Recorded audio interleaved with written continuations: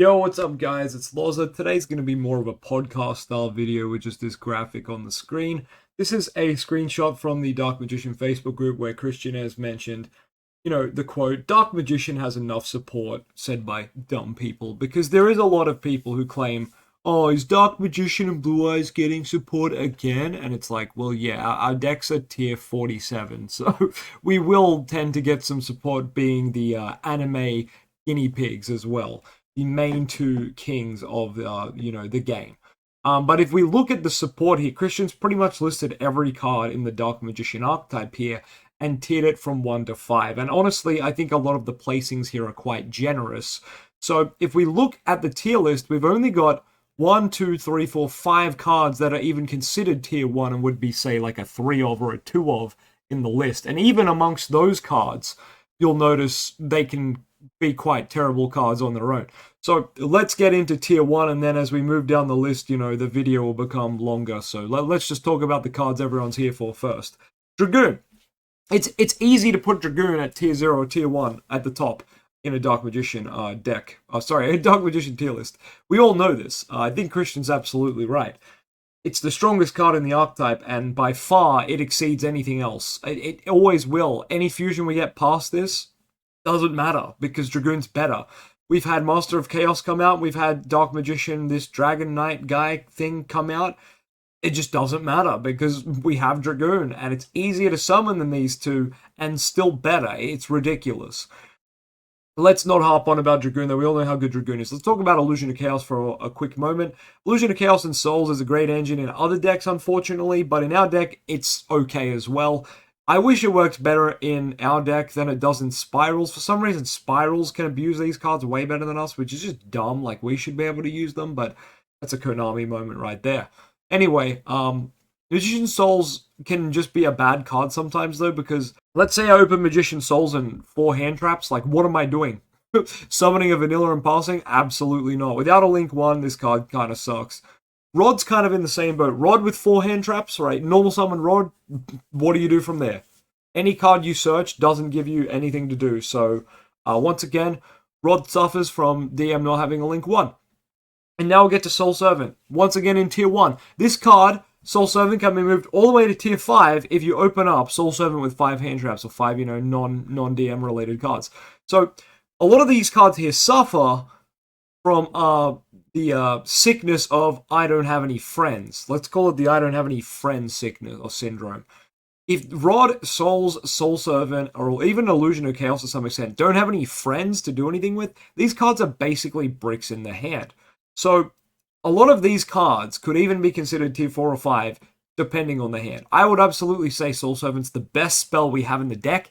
However, if I open the best spell in my deck with 4 hand traps, like 3 Imper and 1 Veiler, this Soul Servant is suddenly the worst card ever. I hate it, right? I think this hand sucks. So I think that's interesting, because in other decks, if they open their best spell, for example, let's just use Branded Fusion with 4 hand traps. Branded Fusion with 4 hand traps is freaking awesome, right? As long as the Branded Fusion resolves. But you're at least able to play it and hope your opponent doesn't have an Ash. But yeah, I'm sure most people can see my point on that. Even within the tier 1 cards, they're still not the best. Vanillas are untiered because we kind of have to play some of them, and we all know we play some DM and the others are kind of like optional. Anyway, tier 2. Dark Magician, the Dragon Knight. I'd even argue this card is lower. Dragon Knight's in the same boat kind of as some of these tier 1 cards, where unless you have Circle Eternal Soul, Dragon Knight may as well just hop in tier 4 or 3, right? It's just not going to do much. Maybe it can protect something like the Toy Box Engine or like some Floodgates, but aside from that, it really depends what you're protecting with Dragon Knight for it to be a viable card to summon. Dark Magicians. I think Christian's being very generous here. I think Dark Magician should probably hop in tier 3 with Master of Chaos. This card is seriously bad. You summon it so easily, and yet it just doesn't do enough. It just doesn't give you enough advantage. It doesn't give you anything back. You use 3 cards to make it, whether it's Secrets, Dark Magician, and Rod or Souls, or whether it's Timaeus and Rod or Souls or something, that gets you there. It's 3-card investment for a potential draw, but then you need a 4th card. You need a spell or trap to use to then trigger the draw 1. So you actually don't go plus at all. Like, people mention this card's infinite value. It's not. It's so bad. You spend 3 cards to go into it, and then you try to activate another to get a draw 1. Whoop-de-doo, you've used 4 cards at that point. I'd hope a deck can let me draw 1 after I've used 4 cards, my god. Tomias, man, I think Christian's being generous once again. Tomias should probably hop in tier 3 or 4. It's really not it. I think if I have Tomias with searchable, as Christian said, with Errata in here, I don't think this Tomias deserves to be on par with Errata I have Tomias. I think this Tomias should hop in the same tier as I have Tomias because it's just bad. We play 1. We play 1 because it's highly searchable and yeah, can make our fusions. Still a bad card. Lists don't like to play this. We don't like to see this. We don't want to see multiple. It's just kind of bad. So I don't think it's on the same tier as some of these cards here. Circle and Eternal Soul and Salvation. I'm going to group these guys together because they're all kind of the same little combo triangle. These cards are just outdated now and kind of bad. And it's crazy because Salvation came out like 2 years ago. It's a 2022 card, I'm pretty sure, which is crazy considering how weak it is. But yeah, these cards are just dated, and if they want us to play these, we need like a link that sets them from the deck for us and can be activated this turn kind of thing. Or I don't know, we need something, right? Like this is just not working. So updated versions of these cards or just a new strategy altogether is my go-to right now. Secrets, honestly, I've given Secrets a lot of crap over the years. It's a great one-of, all right? It's a great one-of in the list. I don't think you should play it at pretty much any more than that ever because Soul Servants can just go and recycle them. I don't know why people don't just do that. Anytime I see Secrets at 2 or 3, I am just like, damn, this person doesn't really understand how the deck works. But, like, obviously, 2 could be acceptable, but it's just 1, guys. It's just a 1. It's recyclable, guys. Just play 1. It's fine. I don't think it's tier 2. Maybe it is. It's not a bad card. It's definitely better than, like, everything else here. So, you know what? Maybe it does deserve 2. One between Teacher and Student is an interesting one. I don't know if this card's a tier 2. It's probably still in tier 3 because of its requirements and it needing so many bricks to function properly. So, it could also just be dead in the hand. So, gross. One between Teacher and Student should probably be in tier 3 as well. But, once again, I think Christian's being a bit generous with a lot of these placements. Tier 3, Master of Chaos. Now, this is one of the ones where I could almost argue it could be tier 2. Master of Chaos has given me OTKs a couple of times. And, like, I say a couple of times, but, you know, that's more than the Dark Magicians has given me. Master of Chaos is an interesting card that can either banish the field or it can set up OTK. It can set up lethal in the battle phase, which is just interesting because Rod and Souls... Illusion of Chaos adding Rod or Souls and keeping the Illusion of Chaos in hand, so still, like, low-key a 3-card combo. If you're able to Rod, Search Secrets, Soul Summon DM... and go into battle phase. You swing DM and Rod, that's 4,100 damage, I believe. You then Secrets, Master of Chaos, summon back the DM, and the Master of Chaos swing in, and that's lethal. So it's cool that on an open board, you can potentially like go Lightning Storm, Duster, normal Illusion of Chaos, go get Rod/Souls, and do that combo I just mentioned, and basically just kind of win. That is sick for a deck that struggles going second, right? I really like that.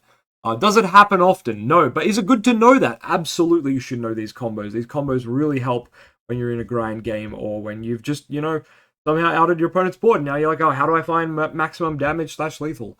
That's a great way to do it. So I think Master of Chaos, for that alone, should maybe be in tier 2. I think it's, while it's situational, I think it's less situational, or its situation comes up more than Dragon Knight and even Dark Magician.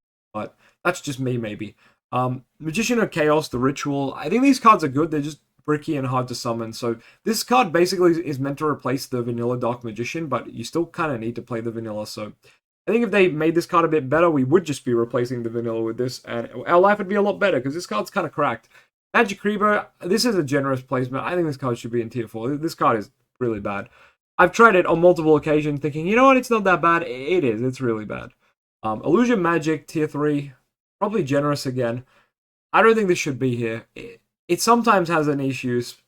Niche use? Yeah, probably, but not really. Inheritance had potential to be good, but then we got Soul Servant and stuff, like Salvate, like stuff that stays on the field or banishes itself, and then this card's relevance just fell off. I always thought this would be a good card in future as a nice one-off, as a like another way to use Rod Effect, but nope. Because all our spells now are just continuous or banish themselves, so weird. The Dark Burnings, they're whatever. Sometimes they can be clutch, like in the Mystic Mind matchup, Dark Magic Attack Search off Eternal Soul was lit, but that doesn't really happen anymore. Chaos Form, I don't think this card should be here. Destined Rivals had potential to be good. It really should have just been a continuous skill drain for our decks. DM and Blue Eyes would have been nice. Navigation, honestly, not the worst card. Definitely dated, but man, this card can pop off with that Grave effect, so I don't know. I think that's fine here.